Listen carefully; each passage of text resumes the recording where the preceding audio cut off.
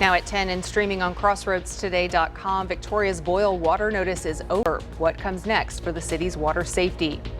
Victoria ISD staff will get pay raises next year, but higher insurance costs could offset those gains.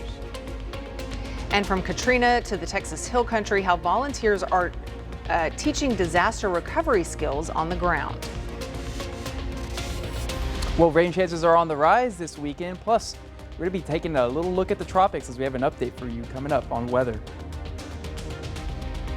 And Victoria's volleyball looks to compete hard for the 2025 season. We'll highlight this team later on in sports. You're watching 25 News Now at 10. Good evening and thank you for joining us. I'm Shauna Curry. And I'm Don Brubaker. The city of Victoria has officially lifted its second boil water notice in less than 30 days. 25 News Now reporter Trenton Whiting joins us now with an update on what the city is saying about this issue. Trenton? Shauna, Don, thank you. City Manager Jesus Garza is taking full responsibility for correcting the core problem that led to the 2 boil water notices in the last 30 days. He spoke with us today about the state of the city's investigation. Victoria residents had just over 3 weeks of reprieve from a boil water notice in early July, before another notice was issued Wednesday, August 6th. City officials recognizing the impact these situations have on residents. I certainly recognize that in situations like this, it erodes trust. Being under a boil water notice impacts quality of life, it impacts businesses, and so we're very mindful of that. City Manager Jesus Garza has taken responsibility for these issues as he and a subcommittee of Mayor Dwayne Crocker and council members Andrew Young and Jan Scott are working to restore trust in the city's water supply by analyzing the personnel, equipment, and processes used to maintain water quality. We recognize, and I recognize, that in order to regain that trust, it's going to take some time. It's going to take some deliberate action. Trust can be restored once we follow through with a lot of the recommendations that are coming as part of that process. Garza says progress can only begin with a thorough understanding of what has gone wrong. The city is utilizing resources from TCEQ to assist with their daily investigation and may be hinting at significant changes. Obviously, the fact that it happened again further erodes that trust and further suggests to me that we need to make some major changes. The city is holding a special meeting next week to give updates on the committee's work. We've reached out to the subcommittee for comment. Mayor Crocker and Councilman Young have declined comment, and we're still waiting to hear from Councilwoman Scott. Trenton Whiting, KAVU-TV, 25 News Now. Now, that special meeting the City of Victoria is holding will be next Wednesday, August 13th at 6 p.m. They'll discuss the updates of that water quality investigation. Shauna, Don, back to you. Trent, thank you. And here's your viewer poll tonight. Should the city offer more financial credits or aid to affected customers and businesses? Yes or no? Overwhelmingly, and it's been like this all day long, 87% of our voters say yes, the city should offer more financial credits or aid to affected customers and businesses. One viewer, Marion Garza, says it's extremely disappointing that no one within the city administration has explained why this has happened again and why the city did not initiate the notice, but wanted to be told to do so by TCEQ. She said our city officials need to be proactive and accountable and not reactive and passive. Denise Coffron says this has caused lost wages, extra expenses, inconvenience, closing businesses, and anxiety from unknown health consequences. We want to hear from you. Come to crossroadstoday.com/vote and share your thoughts, and we thank you for voting. Victoria ISD staff will see a round of pay raises this school year, but higher insurance costs could eat into that increase.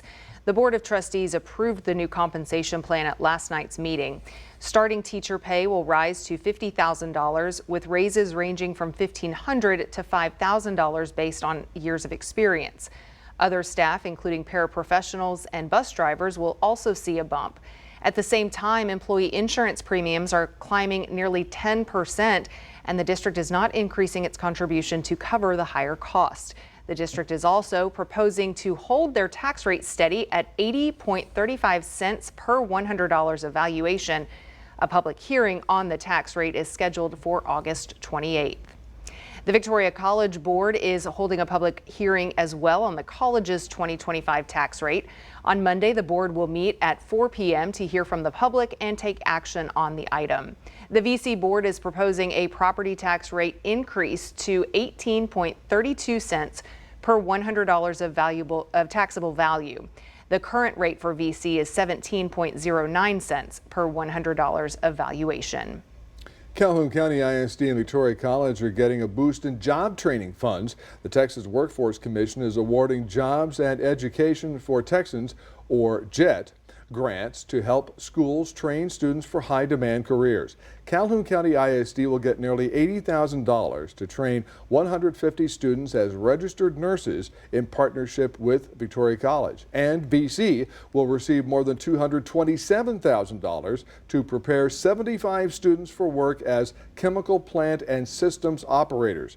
The grants will pay for new equipment to help students step right into good-paying jobs after graduation.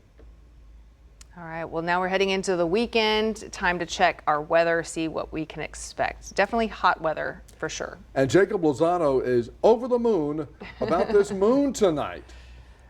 I am. Well, cool. on this area, or on this camera, we actually saw it here at 9 p.m. It was sitting right here. Now you can barely see a flash of some of that light reflecting off the moon.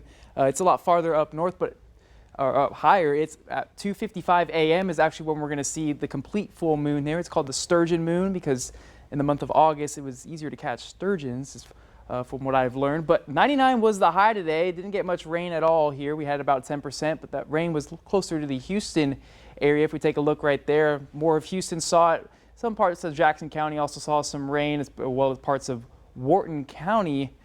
But the radar right now is relatively quiet, but the skies are clear. So if you want to go take a little peek at the moon, you can go ahead and go outside and take a look up there. It's towards the southeastern part of town, but the high pressure is moving on out of here and we're waiting a mid-level low, and we're going to be talking about that because it's going to be bringing our rain chances up for the weekend. Dawn, Shauna? Jacob, thank you. Republicans are threatening more punitive action against some Democrats in the Texas redistricting standoff after again failing to reach a quorum today. That stalled a GOP-led effort to redraw the state's congressional maps. Sherelle Hubbard has more.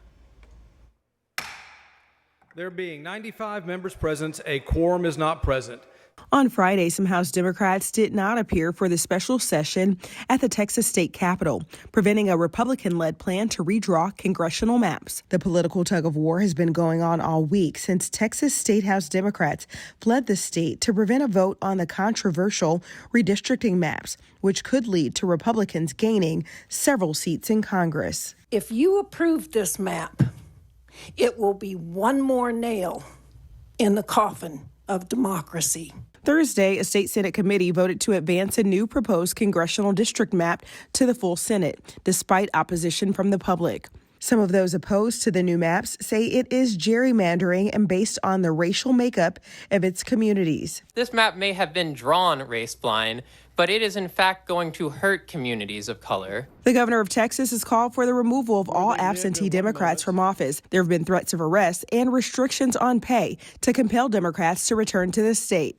And Texas's House Speaker threatening suspension of direct deposit Friday.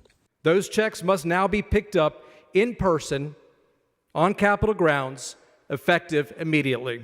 No word on when these House Democrats will return to Texas. Why don't we try to win elections based upon policy and issues rather than engaging in these ridiculous redistricting games? I'm Sherelle Hubbard reporting. House Speaker Burrows says he's working with the state attorney general to make civil arrest warrants enforceable in Illinois, where many Democrats are staying. If passed, the maps could lead to 5 or more U.S. House seats for the GOP in the 2026 midterm elections. John Cornyn enters a critical window to change the trajectory of the Texas Senate primary against Ken Paxton. To read this full Texas Tribune article, come to our website, crossroadstoday.com. The Texas Commission on Environmental Quality is putting pressure on the Sweetwater branch of Global Fiberglass Solutions. It's all about 2 giant piles of old wind turbine blades sitting in Sweetwater and Nolan County in west central Texas. In 2021, the company got multiple violations and was told they had a year to either get a permit or get rid of the blades. Fast forward to now, GFS says as of Thursday, they still don't have that permit. Critics say storing the blades like this goes against the whole idea of clean, sustainable energy. As soon as the floodwaters hit the Hill Country, the men and women of the United Cajun Navy rushed in. This organization is made up of a lot of skilled volunteers who have been crucial in the response to the flooding. Most are from out of state, but they are not leaving until the locals say they're no longer needed. Courtney Friedman talked to the regional commander whose team is facing some tough situations. Alabama. But most of Kevin LaFawn's time is spent elsewhere, anywhere there's a disaster and a need for help. LaFawn is the regional commander of the United Cajun Navy, a group of volunteers that formed during Hurricane Katrina. Then about 10 years ago, it became an official nonprofit. And now we've got 200,000 square foot warehouse in Baton Rouge that we have relief supplies in to respond to any kind of disaster anywhere around the country. A specialized team hit the ground in the Texas Hill Country on July 4th. Divers, dogs, boats, fast water people, people with tracking skills, people with regular search and rescue and recovery skills. Those are the people that we needed to deploy right away. First response skills are not mandatory in the United Cajun Navy, but those are the types of volunteers that rush to the Guadalupe River. Former military, firefighters, peace officers, and dog handlers. On day one, they made about a dozen rescues, working in conjunction with local responders.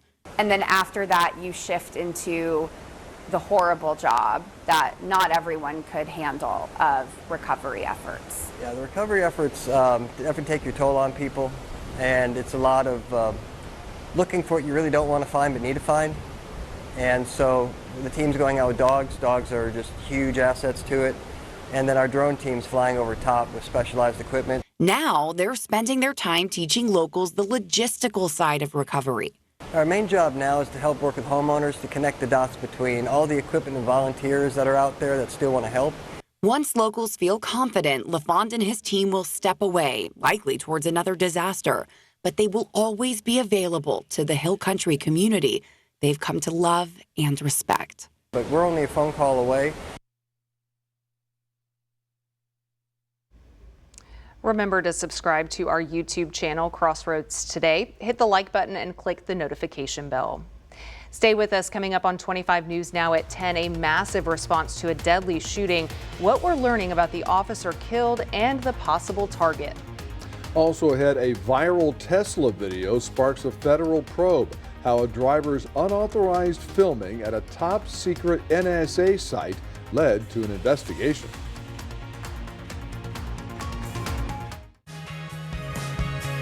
Here's a look at what you can expect on Community Crossroads. We hear from Port Lavaca Main Street, the Salvation Army of Victoria, Victoria ISD, the Welder Center, and the Victoria Symphony. STEM Middle are creating their own instruments that they're going to showcase at this concert the night of. And so I've already worked with the teachers for a couple of days, and the kids are going to get to come and enjoy it. And it's open to the public. I have 1,300 tickets to sell to the public.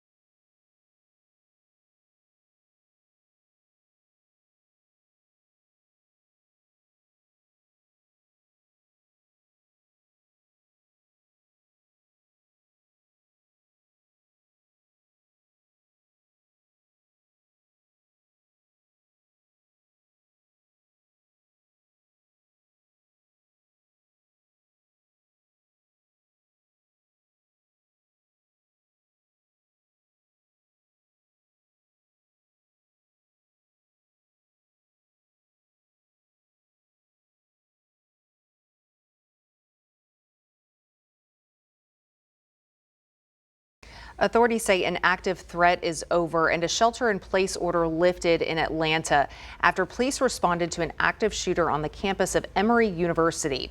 Authorities say the nearby Centers for Disease Control and Prevention facility may have been the intended target.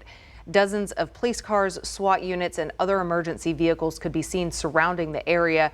An officer who was shot died. So far, there is no word on other injuries. Atlanta police confirm the suspected shooter is dead.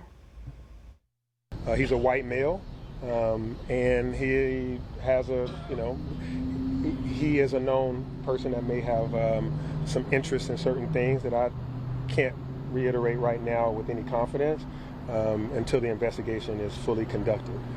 But I think that in a short order, you'll know more about this individual and about some assumptions of his motives, but can't say right now. Georgia Governor Brian Kemp issued a statement thanking first responders for answering the call of duty. This comes after a separate active shooting incident on Wednesday at Georgia's Fort Stewart Army base that left five soldiers hurt. A U.S. intelligence agency is looking into a recent filmed incident at a sensitive federal complex. The agency probe comes after Elon Musk promoted videos by Tesla drivers using an unhinged mode of the AI virtual assistant called Grok. In one video, a Tesla driver used the new feature while on the campus of the NSA's Friendship Annex in Maryland. Thousands of intelligence professionals work at that facility. The video has since gained over 16 million views. The agency says recording video or taking pictures on that campus without authorization is prohibited and a violation of the federal law. Now taking a look behind the menu at local food establishment inspection reports. Inspectors found issues at 3 Crossroads eateries in Lavaca County. Emiliano's Mexican Grill in Yoakum had 23 demerits. In Calhoun County, Don Julio's Mexican restaurant in Port Lavaca had 18 demerits. And in Jackson County, Circle R Drive-In in Lolita had 15 demerits. 12 eateries in Victoria received a perfect score. Those include A+ Kids Care Learning Center 2, Ace Hardware, and Astoria Wines, Beans Up Coffee, DaCosta Herman Sons Home Association, Dollar General on John Stockbauer Drive, Pam Health Rehabilitation Hospital, Pam Specialty Hospital, Sodallas Victoria Assisted Living, Target, Walmart Subway on Houston Highway, and Wiener Schnitzel on John Stockbauer. This time of year can be stressful for any student, but for the millions of children who have learning and thinking differences like ADHD or dyslexia, back to school can add another layer of pressure. In today's Health Minute, Mandy Gaither talks to a psychologist who specializes in this field about how to help neurodivergent students succeed. It's time to learn again, but for some, processing new information can be a challenge. For kids with learning and thinking differences, engaging in academics, engaging in just being in new places can be so stressful. Psychologist Andrew Kahn with the nonprofit Understood.org says these differences are often misunderstood because they're not obvious to the observer. Attention deficit hyperactivity disorder, dyslexia, which affects a person's ability to read and write, and dyscalculia, which impairs math comprehension, all affect the brain's ability to process information. For a lot of teachers and parents, when you're in situations with multiple kids, it's often hard to look below the surface and figure out what's happening with these kids. Kahn says parents play a pivotal role in helping their student with learning and thinking differences to succeed in school. First, empower yourself with reliable information. Understand your child's neurological differences and how they impact the student during school. Then, advocate for your child. Talk to their teacher and school administrators. At the start of the school year, formulating a little get-to-know-you letter. Here are some strengths of my child. Here are things that they struggle with. And very importantly, some strategies that tend to work for them. For Health Minute, I'm Mandy Gaither. The nonprofit organization Understood has free resources online to help parents and teachers, including simulations and videos that can allow everyone to better understand what a child with thinking and learning differences may experience during a regular day. You can find the information at understood.org. We'll have a tropical update for you guys coming up after the break.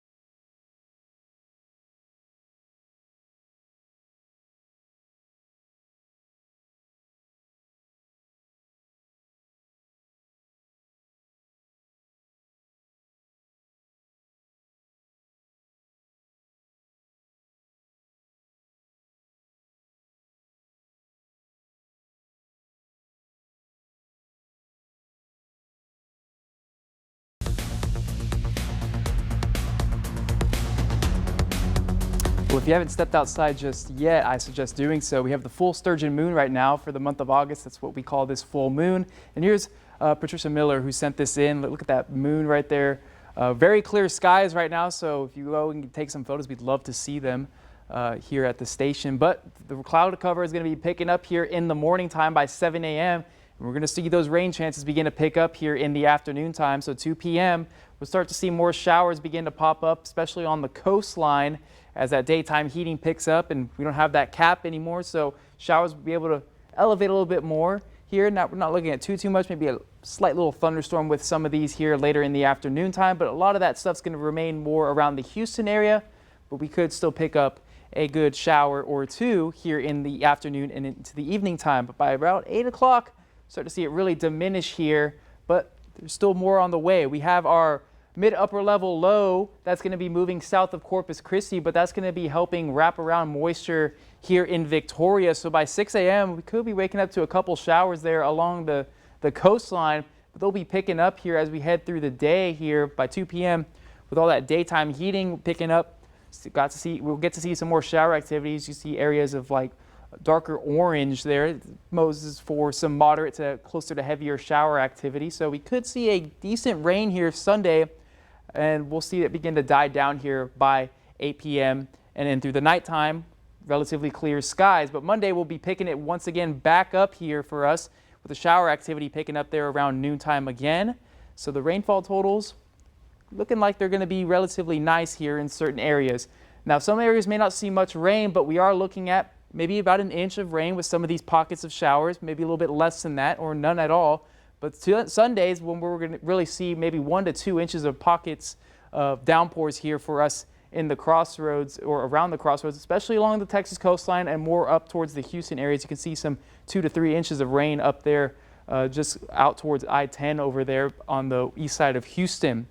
Now we're also watching the tropics there. So we have this X right here. This is no longer in existence. There's a 0% chance of development here with a lot of wind shear. And there's post-tropical cyclone Dexter there that's following along with the wind shear as well. And we got Invest 96L who has diminished into a 40% chance of development here. But we also got our area right here. This little X in the yellow, we've been talking about it for the last couple of days. The National Hurricane Center has finally given it a 20% chance of development over the next 7 days as it begins to approach more of the Atlantic, just coming off of the coast of Africa here. And that's something we're going to continue to watch here as it makes its way across the Atlantic as it starts to build in some intensity here. But it is a very slow moving system and the waters are very warm, so we could see some possible development with this system as it makes its way towards the Dominican Republic and Haiti area. So something to continue to watch here as we head into next week. As of right now, it's looking like we may ride along the high and push back out into the Atlantic, which is obviously a great thing that we don't have to deal with any of that stuff, but still something we're going to continue to watch. But for your daily planner in Victoria, scattered showers possible in the evening time here in the afternoon with the daytime heating. Port Lavaca seeing partly cloudy skies with a 20% chance of some rain, as well as Cuero seeing a little bit more of the sunnier side. Giving it about a 10% chance of some rain there. But Sunday and Monday, 30% chance of rain, continuing to 20% here for Tuesday, Wednesday, and Thursday. And temperatures, they're going to be right around average for this time of the year. Now, don't forget to scan the QR code for more news, weather, and sports. And Max has got football for us. That's right, Jacob. The Bloomington Bobcats look to reach the postseason since 1999. Will they? I'll tell you that coming up in sports.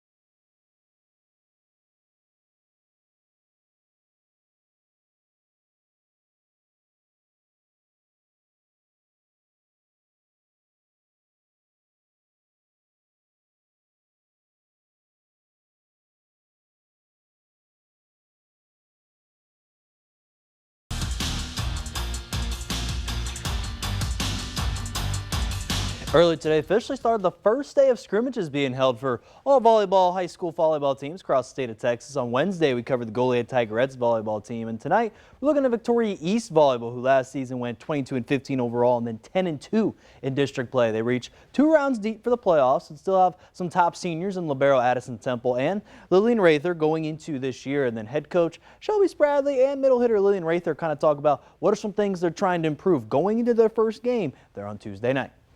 Really well. They are very bonded together. A lot of the girls have played together for a really long time, and they're just having a great time and continuing to get better.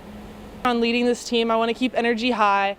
I want to get more involved on offense, and I want to get better at defense as well.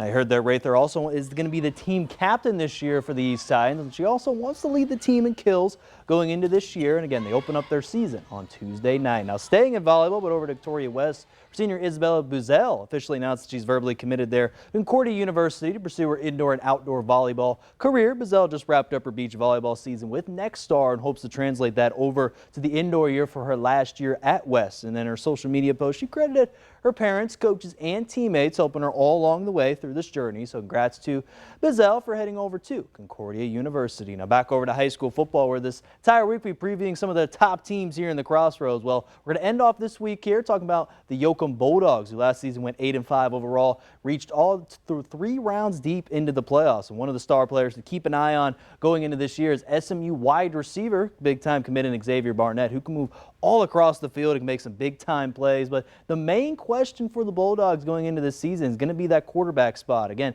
Trey Quare was elusive, did a lot of plays for the Bulldogs last season. They're going to find who that player is going to be in a matter of just 3 weeks, everybody, because that's when they open up the season versus the Calhoun Sand Crabs in an intriguing Week 1 matchup. Now over to Bloomington, where a couple weeks ago we previewed the Bobcats, highlighting some of their key players in Amari Gardner and Aiden Gardner, but also keep an eye on fullback middle linebacker Aiden Newman, who looks to make some big plays as well for the Bobcats this year. Gardner last year ran for over 71.9 yards per game. He hopes to kind of create more big runs here this season, but both Gardner and Newman both also wanted to credit their teammates, especially the returners on the team. Definitely hoping on bringing bigger runs, of course, but at the end of the day, I can't do it on my own. I need these boys to block for me. We also have multiple running backs too, so we just need everybody to keep toting that rock. That we kind of have a benefit that all of our returning from last year, we only lost 1 player last year, and it was a senior, Brian Tanjero. I love those answers there from both of those two. Again, they're trying to build that culture under Coach Shan's second year there as head coach, and they're likely to see if they want to reach the playoffs. They're only 1 win away there last year, and they get to open that journey starting versus Woodsboro. They're at home August 29th. Now, coming to football action coming up here this Saturday, you're going to have some football action with the NFL right here on KMOL, NBC 17, where the Dallas Cowboys, they clash with the Los Angeles Rams. That game will start at 6 p.m. And then right here on KAVU TV, ABC 25, the Houston Texans are taking on the Minnesota Vikings. That game will start at 3. 2 big games there, 1 big Saturday. You don't want to miss it there for both of these two teams. You don't know who's going to be playing, right? Again, got to see if there's different quarterbacks playing for the teams. Maybe the Cowboys get Dak Prescott a little bit experience going into the season. We'll see there tomorrow. That's going to do it here in sports. Don, Shauna, back to you. Thank you, Max, and stay with us. Coming up on 25 News now at 10, we'll take a last look at your weather. Plus, a beach troublemaker is making waves in Connecticut. How one seagull is turning summer picnics into a feathered crime spree.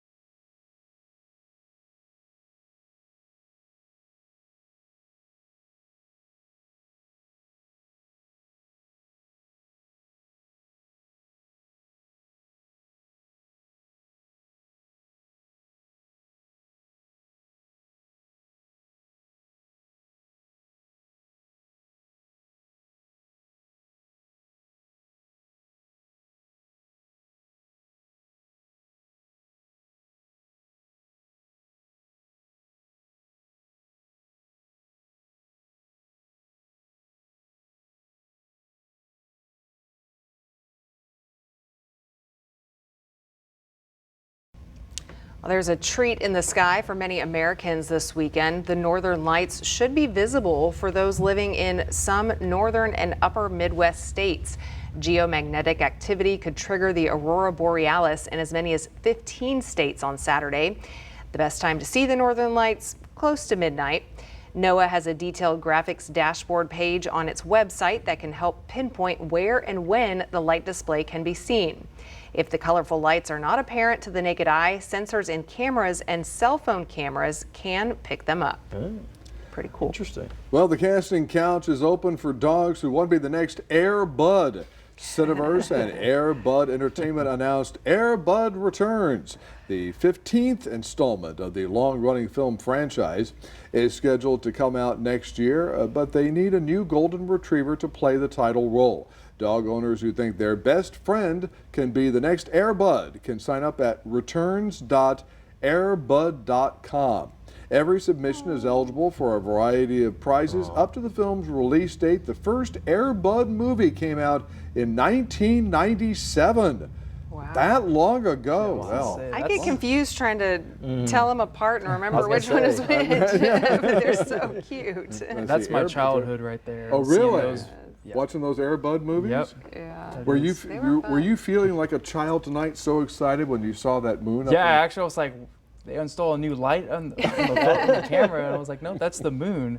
So it was definitely a treat. It's still out. We got clear skies all night, so peak time will be 2:55 for the complete full moon, but you can go ahead and step outside. It's pretty much full right now, but 20% chance of rain tomorrow. More in the afternoon time is when we're going to see it, so you'll be okay to do anything before 12 o'clock. But Sunday, Monday, we'll see some scattered to isolated showers here, keeping at 30% throughout the day, hit or miss showers, and then 20% for spotty afternoon showers Tuesday, Wednesday, and Thursday with temperatures summer-like, 96. It's about average for this time of the year. All right. Thunder and lightning within those showers? Possibly Sunday and Monday. I'm not 100% sure with the Saturday ones. It'd be more of a shower, daytime heating shower with it. So. Gotcha. All right. Well, some of you may be headed to the beach this weekend. Ever had a pesky seagull take your food while relaxing on the beach? In Connecticut, one gull is making it a persistent problem. A seagull named Cecil terrorizes beachgoers at Waterford Beach Park in Connecticut. The aggressive bird snatches food right from people's hands and mouths, sometimes hurting visitors in the process. Lifeguards report treating multiple cuts this summer from Cecil's sharp beak and claws. The town even posted warning signs about the persistent bird, but officials say there's very little they can do since Cecil is a wild animal and not causing any serious harm. I was going to say, I was just at the beach and had to be careful with, Yeah, you take out a sandwich or a snack and they just swarm you. Exactly. Dangerous. It sure is. So, thanks for joining us. We are streaming 24/7, crossroadstoday.com. Jimmy Kimmel Live starts now.